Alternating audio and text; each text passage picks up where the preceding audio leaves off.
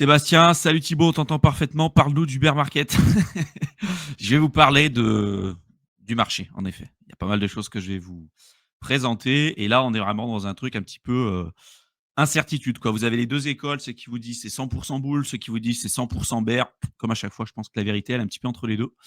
Et en ce moment, c'est important de regarder un petit peu tout ce qui existe en termes d'indicateurs, en termes d'infos et de pas prendre juste, un élément et de se dire: «Ah bah, juste que parce qu'il y a cet élément-là, je pense qu'il va se passer ça» ou parce que je ressens de l'anxiété, je ressens de la peur, le marché va dans cette direction, donc c'est mon narratif et donc forcément ça va aller là parce que c'est ce que je ressens. Si finalement, moi ça me pose aucun problème, si finalement on pense qu'on est, bear parce qu'il y avait, des vraies décisions qui sont rationnelles avec des indicateurs et tout et que c'était des choses qu'on s'était dites en amont, avec des scénarios qu'on avait regardés en amont et que finalement, bah, on arrive, on se rend compte, par exemple, que le Bitcoin, il passe en dessous de la moyenne mobile 50 et on se dit, bah, en fait, à l'époque, moi, quand j'avais créé ma stratégie, si le Bitcoin, il passe en dessous de la moyenne mobile 50, je vends parce que je considère que là, il y a des risques qui sont importants, ça pose aucun problème.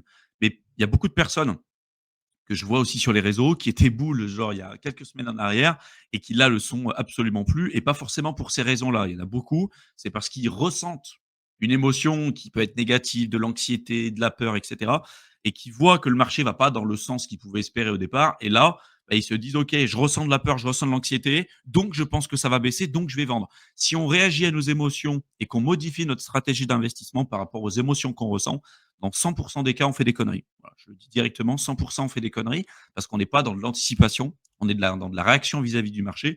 Et ensuite, on va se nourrir du contenu qui va nourrir notre narratif, qui va aller dans le sens qu'on le souhaite. Et là, dans le cas de figure comme aujourd'hui, dans tous les cas, qu'on soit bull ou bear, il n'y a pas de vérité absolue, comme à chaque fois dans tous les cas. Et il n'y a aucune personne qui est capable d'être sûre à 100% de ce qu'elle sera capable de faire. À chaque fois, il y a une question de risque et de rendement. Et qu'est-ce que vous faites à l'intérieur? Quels sont les indicateurs que vous allez voir? Et ben, vous allez voir que dans cette vidéo, je vais vous présenter différents types d'indicateurs. Certains qui vont aller plus vers le côté bear, d'autres qui vont aller plus vers le côté bull. Et après, derrière, qu'est-ce qu'on en fait? Est-ce qu'on reste sur sa stratégie? Est-ce qu'on modifie l'approche d'investissement qu'on a décidé de faire? Quels risques on veut prendre?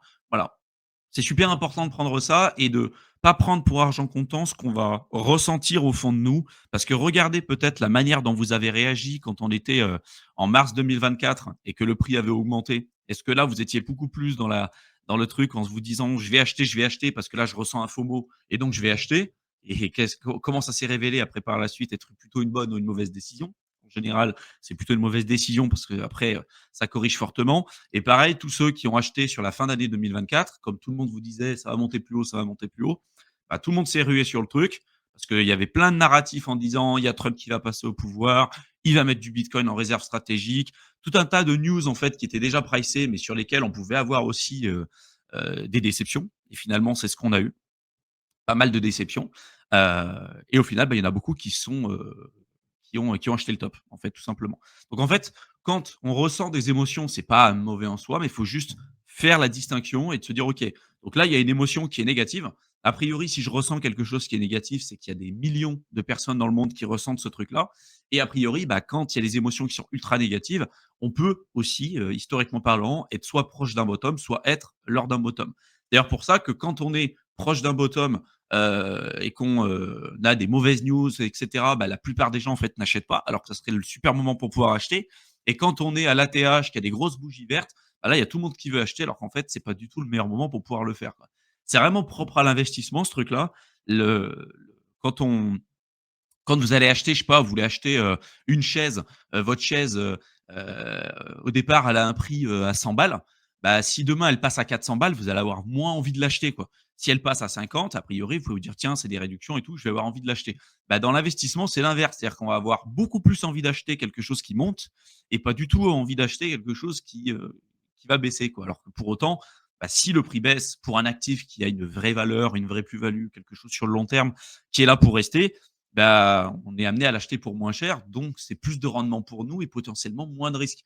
Mais simplement, les émotions qu'on va ressentir vont être beaucoup plus négatives et ça, ça nous plaît pas. En fait, ça nous plaît pas en tant qu'investisseur, en tant qu'humain à proprement parler. Et c'est d'ailleurs pour ça que l'humain est vraiment un piètre investisseur et que les résultats, globalement, pour la majorité des gens, sont vraiment pas exceptionnels. C'est d'ailleurs pour ça aussi que la gestion indicielle fonctionne aussi bien. Parce que, bah, on se rend compte que même les professionnels sont pas capables de faire mieux que le marché et en crypto, c'est exactement ça. La plupart des mecs qui font du trading ou ceux qui s'amusent à faire du stock picking machin, font globalement nettement moins bien que de faire du buy and hold ou du DCA sur du bitcoin sur le long terme. Ça, c'est la vérité. Après, évidemment, il y a des choses quand même intéressantes qu'on peut être amené à faire, mais c'est heu, super important de prendre en compte ce qu'on ressent aujourd'hui, de le noter parce que dans des périodes euphoriques, parce qu'il y en aura d'autres, hein, des périodes euphoriques. D'ailleurs, ceux qui collent absolument avec une certitude à 1000 que c'est le bottom, moi, j'y mets quand même certains doutes parce qu'il y a quand même un certain nombre de choses aujourd'hui et je vais vous présenter un certain nombre d'indicateurs, hein, qui vont dans la direction totalement inverse et il y a certains indicateurs évidemment qui peuvent, valider, une certaine tendance baissière et je vais tout vous présenter ici. Vous allez voir que la réponse, elle n'est pas si simple que de dire, «Bah, c'est sûr que ça va aller dans cette direction». En fait, il y a aussi le biais qu'on peut avoir, parce que vous allez avoir des gens qui vont être full investis et qui vont avoir aussi un intérêt de regarder forcément que les indicateurs qui vont monter. Et puis de l'autre côté, vous allez avoir forcément tous ceux qui ont vendu, qui vont regarder que les indicateurs qui vont aller, plutôt en tendance baissière, parce qu'ils ont un intérêt aussi à ce que le marché aille là. Et dans tous les cas, il faut avoir d'autres scénarios qui peuvent valider ou invalider le scénario que vous avez validé, là, tout simplement. Si par exemple vous vous dites: «Lâche pas Rambert», bah, à quel moment vous considérez que vous avez tort et qu'il faut que vous puissiez, potentiellement re-rentrer sur le marché? Et à l'inverse, c'est pareil, hein. Si vous pensez que ça continue en boule à 100, quelles sont les on va dire les valorisations, les métriques, ce que vous allez surveiller, qui va venir invalider ça pour pouvoir vous protéger? Parce que si demain on valide à 100 qu'on part en bear, la volatilité va être encore plus importante que celle qu'on a aujourd'hui. Donc c'est tout ça qui fait que, évidemment, là, on est dans une période, un petit peu d'incertitude, comme ça a été le cas presque globalement sur l'intégralité de 2025, hein. 2025, c'était l'un des scénarios aussi qu'on avait présenté, là où beaucoup de gens pouvaient estimer que, ça pouvait être une, une année, exponentielle comme ce qu'on avait eu en fait sur 2017, 2021 et cetera. Peut-être que, bah, si on suit le business cycle, bah, peut-être que ça continuerait sur 2026 et que finalement 2025 serait une période d'accumulation ou pas. Ça pareil, on va voir, je vais vous présenter, un certain nombre de choses. Mais ce qui est certain, c'est que, c'est là où on est content d'avoir respecté les règles de base, de ne pas investir plus d'argent que ce qu'on est capable de perdre, de comprendre que la crypto, c'est avant tout de la survie. Quand j'explique ça depuis des années, les gens ne comprenaient pas, ils me disaient: «Mais non, c'est pas vraiment ça». Ah là, on se rend compte que c'est ça, c'est-à-dire que pendant très longtemps, il se passe pas grand-chose et quand il se passe quelque chose, c'est sur une période de quelques jours à quelques semaines, notamment pour les alts, hein. C'est ça qui s'est passé sur 2021, c'est ça qui s'est passé sur, 2017, sur certains alts, d'accord? Et avec des grosses corrections en cours de route et donc c'est là où on est content évidemment de ne pas avoir emprunté de l'argent, de ne pas être sorti totalement du marché. Parce que quand on est sorti totalement du marché et quand je parle sortir, c'est quand on s'est fait liquider, hein, quand on a perdu, l'intégralité de son capital, bah, là, c'est game over, on repart de zéro. Et vraiment, moi, les expériences que j'ai, dans ce truc-là, c'est que historiquement parlant, quand on est dans des périodes où plus personne n'y croit, quand tout le monde vous dit que c'est de la merde, quand tout le monde vous dit que, c'est la fin, et qu'il y a un consensus, bah, citez-moi un exemple en crypto quand le consensus a eu raison. Aujourd'hui, le consensus, c'est quoi? Franchement, à moi, de ce que je vois sur les réseaux, c'est, 100 full bear, c'est sûr que ça va en bear. Et il y a des arguments convaincants. Attention, hein, je dis pas que c'est que de la merde. Il y a des arguments qui peuvent être convaincants. Mais attention, regardez quelques indicateurs, ça peut être 3, 4, 5 indicateurs, peu importe. Aujourd'hui, les principaux indicateurs que je vois pour ceux qui sont baissiers, c'est la moyenne mobile 50 pour Bitcoin et c'est, principalement les death cross. Voilà, principalement, c'est ça que j'observe. Après, il y a la plupart des autres indicateurs, on pourra regarder, hein, vous verrez d'un point de vue technique, d'un point de vue fondamental, d'un point de vue on-chain, d'un point de vue empirique et d'un point de vue macro, on va pas vers, cet aspect-là. Plein d'autres indicateurs qui vont soit pousser vers une continuation de la tendance qui globalement reste encore haussière. On va voir, hein, sur Bitcoin, on est toujours vers des points bas de plus en plus haut et des points hauts de plus en plus haut. Donc globalement, on est toujours en tendance haussière. Tant qu'on n'a pas cassé les 75K, on est toujours en tendance haussière et qu'on n'a pas clôturé évidemment en dessous, on est toujours en tendance haussière. Et après, c'est le delta. Est-ce qu'on attend cette confirmation-là pour se dire, bah, on sort du marché? Parce qu'il y a quand même un gros delta encore vis-à-vis de là et donc on peut encore avoir une volatilité à la baisse et ça évidemment, bah, faut l'accepter ou non et si on l'accepte pas, bah, OK, on sort et donc faut accepter de potentiellement avoir vendu un bottom, notamment sur les alts. Parce que si vous regardez la tendance des alts par rapport à Bitcoin, elle est en tendance baissière depuis 2021. Donc pour tous ceux qui sont là, en fait, depuis 2020-2021, bah, c'est comme si vous aviez, attendu ou travaillé pendant, 4-5 ans pour au final vendre potentiellement soit un bottom local, soit un vrai bottom pour le coup. Peut-être ça peut descendre plus bas, hein, mais ça peut descendre plus bas jusqu'à combien de temps? Combien de pourcentage? 30 40 50 60 et le potentiel de hausse, il est de combien? Il est important, hein, le potentiel de hausse et je peux vous assurer que, encore une fois, hein, quand ça se retourne très vite, très, très fort. Je vous renvoie à l'événement récent de l'Ether qui est passé de 1 300 balles à 4 900. Tous ceux qui étaient bears à 1 300 sont redevenus bulles à 4 000, hein, et ça s'est fait en quelques jours, quelques jours. Et là, on est dans des périodes où tout peut changer très rapidement. À la fois ceux qui sont bears et à la fois ceux aussi qui sont bulles. Donc c'est là où en effet, bah, il faut avoir sa stratégie. Il faut être capable de faire les choses correctement. Il faut être capable de prendre ses propres décisions. Il faut être capable d'être autonome là-dedans et de ne pas faire confiance à un tel ou un tel qui va vous dire: «Non, mais c'est sûr que ça va augmenter parce qu'il aura un intérêt» ou «C'est sûr que ça va baisser parce qu'il aura un intérêt à pouvoir le faire». Dans les 2 cas, encore une fois, il y a des éléments qui sont intéressants et je pense que dans l'investissement, en fait, on s'en fout, mais d'une force d'avoir raison, on s'en fout complètement. Si c'est amené à baisser, ça serait complètement débile de pas se protéger et de pas, se pro de mettre des soit des profits de côté évidemment s'il en reste, soit d'éviter une grosse volatilité à la baisse. Parce que si jamais on part vraiment en bear, encore une fois, ça pique très, très fort. Et si par contre on attend et qu'on est complètement sorti du marché et qu'on n'a pas, prévu le scénario inverse où on pourrait se tromper, là, ça fait très, très mal parce que c'est justement dans des scénarios comme ça où on arrive dans des prix qui peuvent potentiellement partir en parabole. Pourquoi je dis ça? Quand personne y croit, quand tout le monde est sorti, il reste quoi? Tous ceux qui devaient vendre, en fait, ont déjà vendu et sont passés bear et tous ceux, qui sont encore sur le marché, soit ils achètent pas ou très, très peu, soit ils font rien. Donc globalement, bah, il reste moins de puissance vendeuse que de puissance acheteuse. Si par contre on repart à la hausse, bah, tous ceux qui ont déjà vendu ils sont déjà sortis du marché, donc il reste que des potentiels acheteurs, que des gens qui sont complètement à l'écart du marché. Et donc, si ça repart à la hausse avec des confirmations de continuation de tendance, ces mecs-là, de nouveau, vont re-rentrer pour repartir sur le marché et donc va rajouter de la puissance acheteuse. Ce à quoi on peut rajouter aussi les, euh, les shorts. Donc, tous ceux qui sont shorts, on peut avoir un short squeeze qui peut rajouter de la puissance acheteuse. Et ça change très rapidement. On l'a connu en 2017, on l'a connu plusieurs fois en 2021. Enfin bref, ça vous allez voir, je vais vous présenter un certain nombre de choses dans cette vidéo. Et puis, également, tous ceux qui sont investis, qui n'ont pas vendu, c'est peut-être votre cas, hein, vous êtes là, vous attendez des confirmations et cetera. Vous êtes sur le marché, bah, en fait, vous êtes dans une conformation psychologique et émotionnelle où vous avez connu que du bear market, sur les alts, hein, principalement, hein, à part quelques alts, mais globalement, si tu prends les alts par rapport à Bitcoin, on est sur une tendance baissière depuis 2021. Et donc, si vous êtes dans ce scénario-là depuis longtemps, vous êtes sur un syndrome, a priori, post-traumatique où globalement, bah, vous avez vu que les alts baisser. Et donc, qu'est-ce qui se passe? Au moment où il y a la moindre hausse, au moment où il y a la moindre augmentation, vous allez vendre. En tout cas, la majorité des personnes vont vendre à la moindre augmentation, sur les alts. Parce qu'ils ont peur que ça baisse et ils se disent: «Attendez, ça fait 80 fois que je vends pas et que le marché se casse la gueule, bah, là, c'est la 81e, forcément le marché il va rebaisser et là, peut-être que ça va pas rebaisser et si ça rebaisse pas, bah, vu que tu as vendu trop tôt, il reste potentiellement que ceux qui sont sortis du marché qui seront obligés de racheter et ceux qui sont encore investis, qui vont vendre trop tôt et donc si le marché monte plus haut que ce qu'ils avaient espéré, là, ils vont re-rentrer et ils vont rentrer très, très fort parce que, le FOMO, parce que la peur de louper le train et tout. C'est justement dans des moments comme ça a été le cas en 2021, ça a été le cas en 2017, ça a été le cas en 2013-2014, dans des moments, en fait, où plus personne n'y croyait et moi, j'ai vécu ça, hein. C'est pour ça que je vous le dis, hein. J'ai vécu des périodes comme ça, c'est pas mon premier cycle et j'ai déjà vécu des périodes plein de fois où quand plus personne n'y croyait, quand tout le monde vous disait: «Mais non, c'est la fin, il y aura jamais d'alt season, c'est pourri, ça sert à rien, tout le monde a vendu», bah, c'est justement dans des périodes comme ça où là, il y a un mouvement de marché qui est juste exceptionnel et ça repart à la hausse très, très vite, très, très fort. Et évidemment, il y a aucune garantie. C'est un peu ça le truc, c'est qu'il y a ce scénario-là, mais il y a aussi le scénario où ça baisse. C'est pour ça que c'est que de la gestion de risque. L'investissement, c'est que de la gestion de risque et c'est pour ça que je dis aussi surtout qu'on s'en fout d'avoir raison.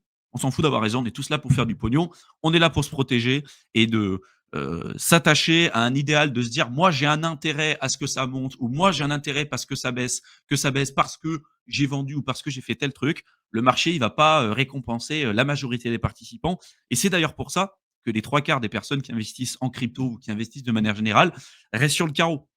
Et si vous estimez, et là je vous fais deux trois leçons d'expérience aussi que j'ai appris malgré moi au fur et à mesure des années aussi, hein, je vous le dis parce que c'est ultra important. Si vous estimez qu'un bear, c'est difficile, je peux vous assurer qu'un bull, quand ça se retourne, ça l'est encore plus. Pourquoi?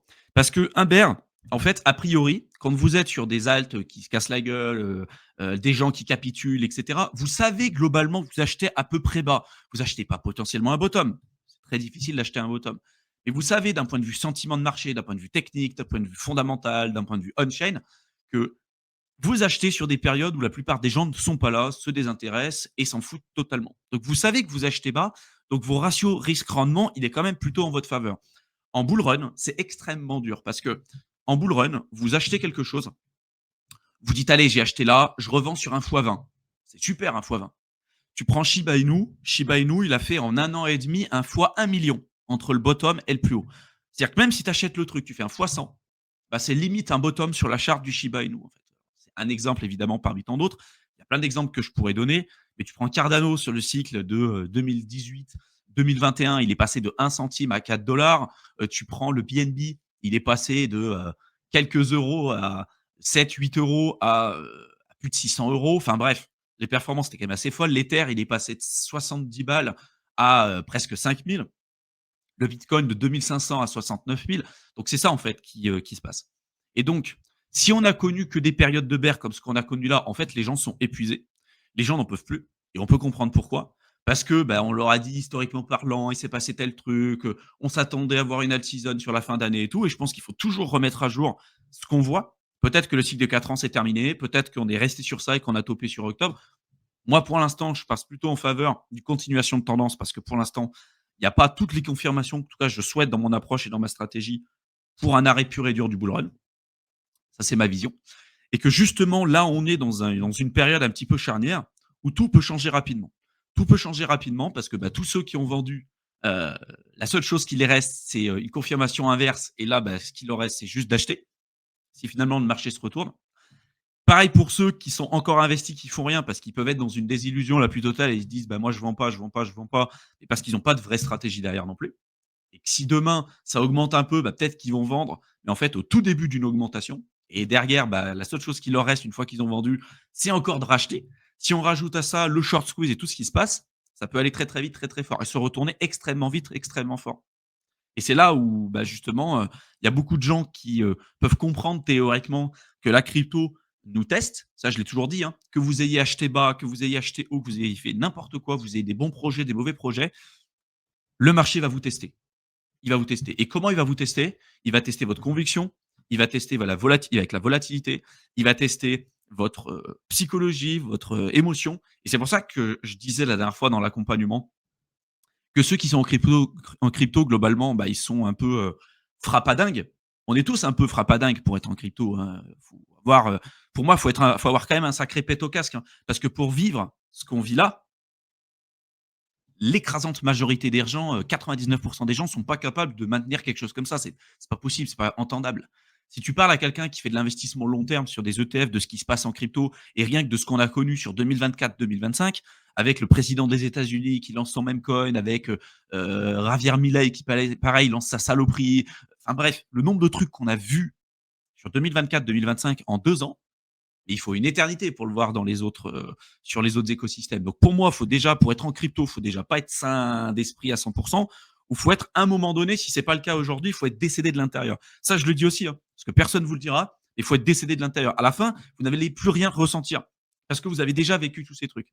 Quand ça fait comme nous plusieurs cycles que vous vivez, en fait, évidemment, le premier cycle, ça fait un peu peur, et puis on se pose des questions. Quand vous avez vécu ça des centaines de fois, à la fin, en fait, ça vous fait plus rien. Ça veut pas dire que ça vous fait plaisir. Évidemment, vous préférez de voir le portefeuille augmenter, mais ça vous fait plus rien et vous êtes capable de prendre vraiment du recul parce que vous l'avez vécu des centaines de fois, en fait, ces événements-là. Si c'est la première fois que vous le vivez, c'est là que vous vous rendez compte de l'intérêt de faire tout ce qu'on vous dit, hein. C'est-à-dire de ne pas investir plus d'argent que vous pouvez vous permettre de perdre, de comprendre que la crypto, c'est avant tout un jeu de survie, qu'il faut être capable de faire ses analyses par soi-même parce que si on suit un tel ou un tel qui aura un intérêt de vous dire telle ou telle chose, au final, on ne gère pas correctement ses risques et surtout, on n'en accepte pas la responsabilité. Super important, hein. Avoir la responsabilité des investissements qu'on fait et que si demain, ça marche pas, on a beau se dire on a suivi telle ou telle personne, finalement, celui qui sera amené à en payer les pots cassés, c'est vous, hein. C'est votre argent. C'est la seule vérité, hein. Et malheureusement, et ça, c'est un peu le problème sur la francophonie, sur Twitter, surtout principalement, c'est qu'il y a une vraie chasse aux sorcières aussi et qu'il faut forcément rechercher un responsable. pas de il y a évidemment des gens avec les personnes avec des personnes avec lesquelles évidemment je suis pas très friand et des personnes avec lesquelles, je suis pas forcément pour la manière ou ce qu'ils vont décider de faire. Et évidemment, je donnerai pas de nom parce qu'encore une fois, je m'en fous. Mais j'estime aussi qu'il y a une vraie part de responsabilité personnelle et que beaucoup de personnes ne sont pas prêts à les avoir. C'est-à-dire qu'il y a beaucoup de gens qui vont suivre des gens sur internet pour leur donner une direction de marché, de savoir comment faire. Quand ça va dans leur sens, il y a pas de problème. Quand ça se retourne, c'est forcément de sa faute. Bah non, personne n'est capable de savoir ce qui va se passer. Personne. Et la plupart des mecs qui vont venir se plaindre, c'est des personnes qui de toute façon sont incapables de faire leurs propres analyses. C'est des personnes qui sont incapables d'accepter la responsabilité de ce qu'ils font. Et donc forcément, il faut trouver un coupable quand ça va pas dans le bon sens. Alors que dans tous les cas, que ça marche ou que ça marche pas, c'est votre responsabilité. Ça, je le dis parce que c'est ultra, ultra important et que dans tous les cas, on aura beau gueuler, on aura beau faire ce qu'on veut, d'aller insulter sur les réseaux, ça changera rien. Si tu as perdu le pognon, tu as perdu le pognon. Après, une fois qu'on a fait ça et une fois qu'on a accepté cette responsabilité, si on a accepté les erreurs qu'on a faites par le passé, c'est comme ça qu'on évolue. Alors ça fait mal, hein, parce qu'on s'attache à un truc, on a perdu peut-être beaucoup d'argent, on a fait des conneries, et c'est comme ça qu'on évolue. Moi, des conneries, j'en ai fait plein, hein, et j'en ferai encore plein par la suite, hein. Mickaël aussi, Théo aussi, tout le monde en a fait, hein. Il ne faut pas se blâmer par rapport à ça et comprendre que, encore une fois, la crypto, c'est un jeu de survie. Il faut survivre suffisamment longtemps et pas être sorti du marché quand ça augmente. Parce que quand ça augmente, ça le fait très, très vite, très, très fort. Et que la majorité des personnes, quand ça arrive, en fait, ils ne peuvent pas maintenir ce niveau de stress, de volatilité, de machin, parce qu'ils ont tout misé sur ça. Et surtout parce qu'ils ont nourri un espoir ou un niveau de vie ou quelque chose sur de l'argent qu'ils n'avaient pas encore. Et ça, c'est le pire. Parce que on va vivre et on va imaginer à une certaine période avec une certaine quantité d'argent. Et quand on arrive à cette période avec cette quantité d'argent qui n'est pas là, voire même est encore plus faible que ce qu'on avait pu espérer à cette époque, là, ça fait mal parce qu'on avait nourri un idéal à l'époque qui n'est pas devenu euh, d'actualité au moment où on est en train de vivre en fait les éléments de marché. Et en fait, on a nourri cet idéal. Donc c'est comme si en fait on avait brisé un petit peu notre rêve, notre espérance et tout. Mais en fait, ce truc-là, c'est nous qui l'avons créé. Ça n'avait jamais été là avant. Le marché, il n'est pas là pour faire ce qu'on a envie qu'il fasse. Il est surtout pas là pour aller dans la direction qu'on souhaite. Il est là pour aller dans la direction qu'il souhaite lui. Et avant tout, le marché, il est là pour éclater un maximum de personnes. À la fois, ce cycle, il est très très dur, mais également aussi, il est là pour laisser un maximum de personnes sur le carreau. C'est pour ça qu'il y a un minimum de gens qui gagnent de l'argent en crypto, tout simplement parce que bah, quand ça baisse, ils vendent, et quand ça monte, ils achètent. Voilà, tout simplement. Là, je vous pose la question, dans des périodes comme ça, qui achète? Qui était là en 2022 quand il y avait la chute de Luna, de FTX et tout? Nous, on était là, hein. Comme j'ai été là aussi en 2018 quand plus personne s'y intéressait, hein. Je peux vous assurer, parce que ça fait 2 fois de suite que je le fais, ce truc-là. Et ça aussi, je le dis systématiquement.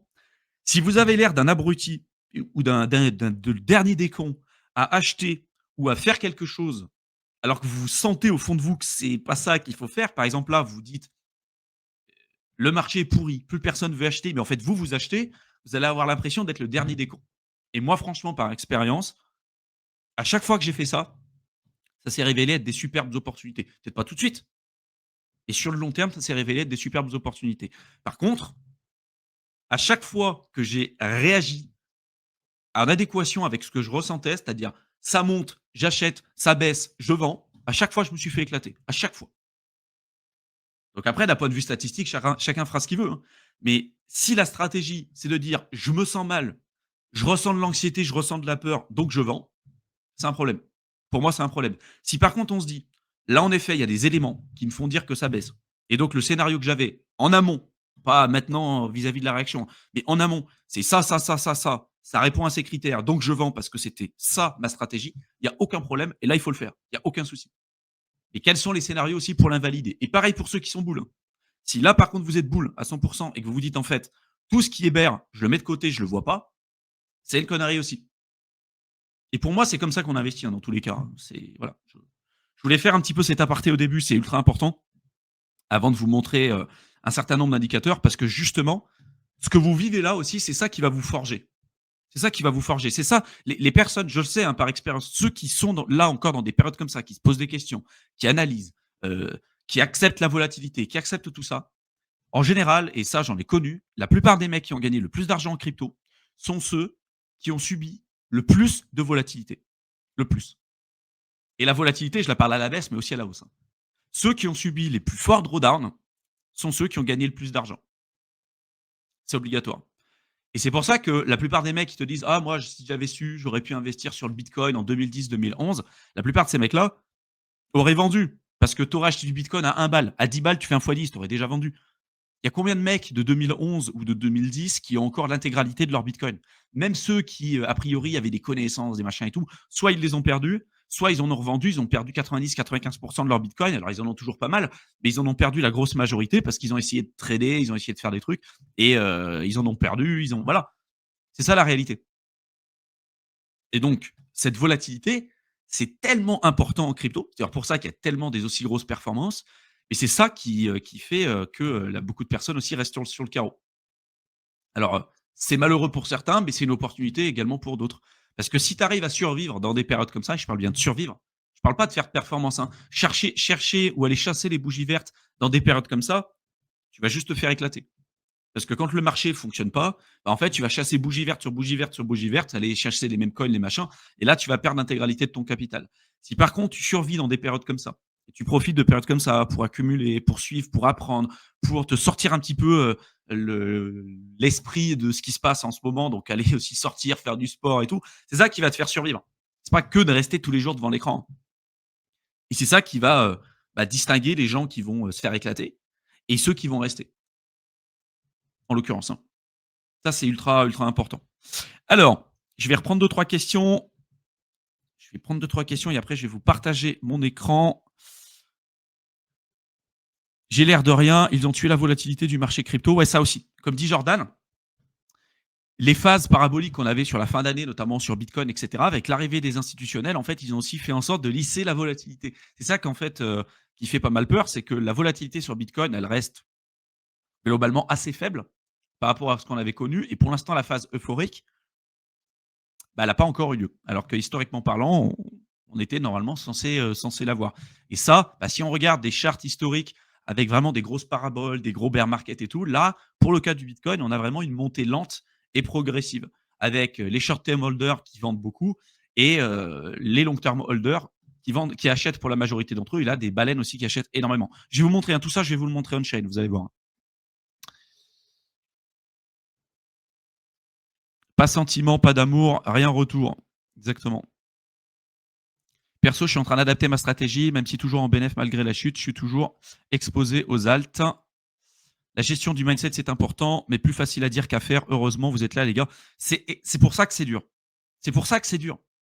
En fait, pour moi, la crypto, il y a évidemment la technique. Si tu fais n'importe quoi, si tu investis n'importe comment, tu vas perdre de l'argent et ça ira beaucoup plus vite que d'autres choses.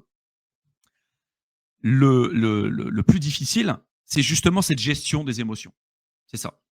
Et c'est encore plus exacerbé dans la crypto parce que la volatilité, tu peux être riche un jour, un certain jour ou te considérer comme riche et 3 jours après, tu peux te retrouver sous un pont parce que le truc, il a fait un rug pull ou parce qu'il y a eu un hack ou parce que n'importe quoi. Il peut se passer une news, tu étais bien à un moment donné, le lendemain, tu es pas bien. Regardez le 10 octobre. Le 10 octobre. Ceux qui vous disaient effet de levier x2, pas de problème, c'est le risque, il est géré, j'ai acheté sur des niveaux de bear market, sur des alts et tout, t'en fais éclater, liquider. C'est-à-dire que tu es bien, tu as des plus-values qui sont importantes, tu as l'impression que ça augmente et tout, tu es bien. 5 minutes après, tu pas bien. Tu plus bien, mais pas du tout. Et c'est ça, en fait, le truc. C'est que dans un investissement classique, tu peux investir dans l'immobilier, globalement, bah, tu pas un truc où au bout de 5 minutes, ton machin, il va s'effondrer, quoi. Pareil sur les ETF et tout, à condition que tu te diversifies bien. Pareil sur ton business en ligne ou sur tous les autres trucs. En crypto, c'est ça. Pour peu que tu sois en plus sur des alts ultra spéculatifs, c'est ça. Tu es bien, il se passe des bons trucs, il y a des bonnes news, il y a des trucs. Demain, il y a un hack, pam, ou il y a un truc de liquidation, pam. Tu étais bien, là, tu plus bien, tu te prends à moins 99% et là, c'est dans le trou. Et alors, moins 99% pour les rattraper avec une augmentation, là, ça fait mal. C'est pour ça que si, quand tu as dans des moins 99%, voire plus, tu profites pas des périodes de baisse pour racheter, tu baisses pas ton prix d'achat moyen, là, ça pique parce que si ça monte, c'est cool. Mais si tu as un prix d'achat moyen qui est encore 700 fois plus haut et que tu as besoin d'un fois 500 pour récupérer ta somme initiale, c'est presque impossible. Parce que là, tu as des gens qui, pour le coup, auront acheté les dips, auront acheté des périodes basses et que là où eux, toi, tu es sur un, même pas, tu es encore à 90% en perte, peut-être qu'eux, ils sont déjà sur un x10 parce qu'ils ont acheté le bottom. Et c'est ça qui fait la différence entre des mecs qui sortent avec un x2, x3 en crypto et ceux qui peuvent ressortir avec un x50, x100, x1000, enfin bref. Même si c'est pas ce que vous devez viser, encore une fois. Mais le mindset, comme tu dis, Jay, c'est ultra important. Et c'est dans des événements comme ça qu'on le forge, justement. Parce qu'on a beau expliquer aux gens qu'il faut pas réagir par rapport à une émotion, etc. Si on l'a jamais vécu, ça. Si on l'a jamais vécu. Parce que moi, ça fait des années que j'explique que la crypto, c'est de la survie, que le marché va nous tester, que la volatilité, évidemment, est importante, qu'il ne faut pas emprunter de l'argent pour investir, qu'une fois qu'on est sorti de la crypto, il ne faut pas re-rentrer, les plus-values, on ne les réinvestit pas, etc., etc. Et que c'est justement quand on vit des événements comme ça qu'on se dit: «Ah putain, là, je comprends. Heureusement que j'ai pas fait ces conneries-là. Heureusement». Parce qu'il y en a qui le font, ces conneries. Et ils se disent: «En fait, je le savais qu'il fallait pas le faire. Mais je l'ai fait quand même parce qu'à l'époque, je ressentais un FOMO, donc j'étais sûr que ça allait augmenter, donc j'ai fait ce truc-là».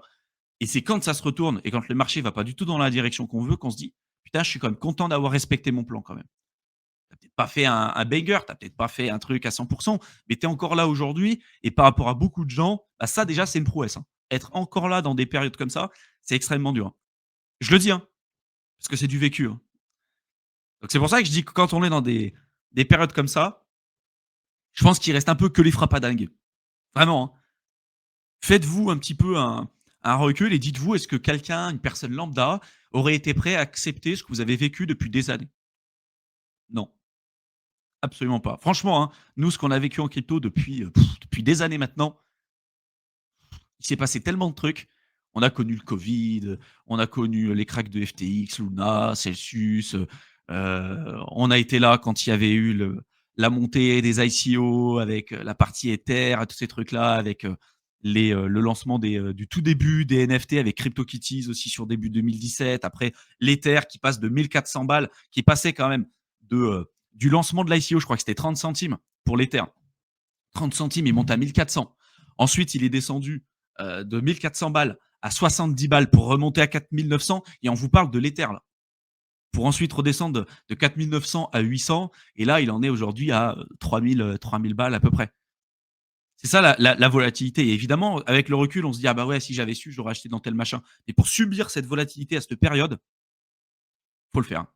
Parce qu'il faut comprendre, à l'époque, il y avait personne qui disait un truc bien de positif sur le marché crypto, hein. Moi, quand je suis rentré, déjà, il y avait pas autant de chaînes YouTube. Il y en avait 4 ou 5. On faisait partie des 4-5 chaînes YouTube qui existaient à l'époque, sur le marché crypto. Aujourd'hui, il y en a beaucoup plus. Mais à l'époque, il y avait personne. Vraiment, il y avait personne, personne, personne. Et les seuls qui étaient là, ils faisaient presque que exclusivement du trading. On était les seuls qui parlaient d'analyse fondamentale, on-chain, machin et tout. Et justement, on avait lancé la chaîne à l'époque justement pour répondre à ces problématiques-là parce que nous, on se disait: «Putain, on fait pas de trading, le trading, c'est de la merde» et nous, on voulait pas, on recherchait des infos qui étaient celles, en fait, un peu ce qu'on vous présente là. Alors maintenant, ça s'est beaucoup plus démocratisé, il y a beaucoup plus de gens qui viennent, mais globalement, à l'époque, on était vraiment presque les seuls, quoi, sur le marché. Et c'est pour vous dire qu'aujourd'hui, les infos qu'on a, on a quand même beaucoup plus de médias et tout pour se faire des idées. À l'époque, c'était beaucoup plus difficile. Et puis, il y avait pas l'intelligence artificielle et puis, bref, c'était compliqué. Donc, c'est pour ça que je dis qu'à l'époque, ça représentait aussi une superbe opportunité et même encore aujourd'hui, hein, je le dis, hein, parce que justement, là, il y a les instituts qui commencent à rentrer, mais que beaucoup de gens s'y désintéressent et que là, on discute un petit peu d'un horizon court terme, hein, de ce qui pourrait potentiellement se passer à court terme. Mais sur le long terme, on est bien d'accord que la crypto est là pour rester et il y a beaucoup plus d'intérêt à être bull que bear. Je vous avais fait un scénario aussi à l'époque et ça, malheureusement, il y a beaucoup de gens qui ne comprennent pas, que on gagne beaucoup plus d'argent à être long, donc en achetant. Si vous achetez des cryptos en buy and hold, vous avez beaucoup plus de chances de gagner de l'argent, évidemment, que faisant du trading ou qu'en essayant d'être, d'être short. Parce que sur un marché qui a beaucoup plus tendance à augmenter que baisser, bah là, vous avez des statistiques qui jouent contre vous. Et je vous avais donné un exemple, je vous avais dit, imaginez que demain, le bitcoin, il soit à 20 000 balles, que vous avez 20 000 balles d'investissement. Vous le shortez. Vous shortez le bitcoin de 20 000 à 1 dollar. Allez, il descend, vous faites un truc à banger. Il descend jusqu'à 1 dollar. Là, vous gagnez 20 000 dollars. Si demain, vous achetez un actif à 1 dollar, il monte à 20 000, bah, vous gagnez 400 millions en fait. Vous ferez les calculs. Donc, le ratio risque-rendement en faisant un short, il est vraiment en votre défaveur. Et quand vous faites un long, il est beaucoup plus dans votre faveur. Et quand je parle de long, je ne parle pas d'effet de levier, hein. Rien que le fait d'acheter des projets sur le long terme, vous faites un DCA sur du Bitcoin ou de l'Ether sur le long terme, vous êtes long. Et c'est des marchés qui ont beaucoup plus tendance à augmenter qu'à baisser. C'est comme le S&P 500, c'est comme le Nasdaq et tout. Et c'est pas pour rien qu'il y a beaucoup de personnes, notamment Michael Burry, là dernièrement, qui avait fait un banger sur 2008 avec la crise des subprimes et qui là aujourd'hui a fermé son fonds parce qu'il était short. Alors peut-être qu'il aura raison un jour, hein, mais s'il n'existe pas de fonds qui fonctionnent en ayant des stratégies short sur le long terme, c'est pas pour rien. C'est qu'en général, ces mecs-là, ils restent sur le carreau. Donc on est bien d'accord que là, quand on parle vraiment sur là, les estimations de ce qui peut se passer à court terme, mais sur le long terme, en crypto, elle sera là pour rester. Et que si les gens considèrent que l'alt season n'aura jamais lieu, on verra. Moi, je peux vous assurer qu'il y en aura des alt season par la suite.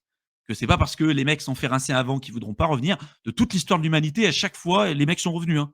D'accord, hein. C'est pas qu'en crypto, hein. La crypto, ça a 16 ans, c'est que dalle, hein. Tu peux prendre en bourse, tu peux prendre dans n'importe quoi. Les gens adorent acheter des bougies vertes. Voilà. Quand ça en parle, les gens décident de revenir et racheter des bougies vertes. Il n'y a jamais eu autant de personnes qui voulaient acheter du Zcash que quand il était à plusieurs centaines de dollars, alors que ça faisait 8 ans que le truc, il bougeait pas, quoi. C'est la vérité. Il n'y a jamais eu autant de personnes qui se sont intéressées aux coins anonymes, alors que nous, ça fait depuis des années qu'on en parle, que depuis que le Zcash a augmenté. Les gens adorent acheter les bougies vertes. Donc, il y aura un moment donné où ça reprendra. C'est peut-être pas tout de suite. Et je peux vous assurer que quand ça remontera, on sera là. C'est ça le truc. Et que si ça a été compressé pendant autant de temps, autant d'années, le jour où ça arrive, c'est comme un pendule, hein. Là, on est plutôt sur le risk off pour l'instant avec l'or, à l'ATH et tout le bordel. Quand ça passera de l'autre côté, là, ça a piqué très très fort. Et que tous ceux qui sont passés Bitcoin Maxi, ça aussi, je l'ai déjà vu des centaines de fois, hein, tous ceux qui sont passés Bitcoin Maxi parce qu'ils se sont fait rincer, vont de nouveau reswitcher quand les alts vont de nouveau reperformer. Parce qu'à un moment donné, ils vont reperformer. Et d'ailleurs, si on prend sur le très long terme, la dominance du Bitcoin, elle fait que baisser sur le très long terme, au profit du marché crypto dans sa totalité. Il y a une certaine dilution qui se fait, de par le nombre de projets et tout, puis de par aussi les innovations des projets qui étaient là. En 2017, l'Ether venait à peine de vraiment se développer. Là, l'Ether, bah, il représente quand même une grosse part du marché crypto. Et sans doute qu'il prendra plus de part dans les prochaines années.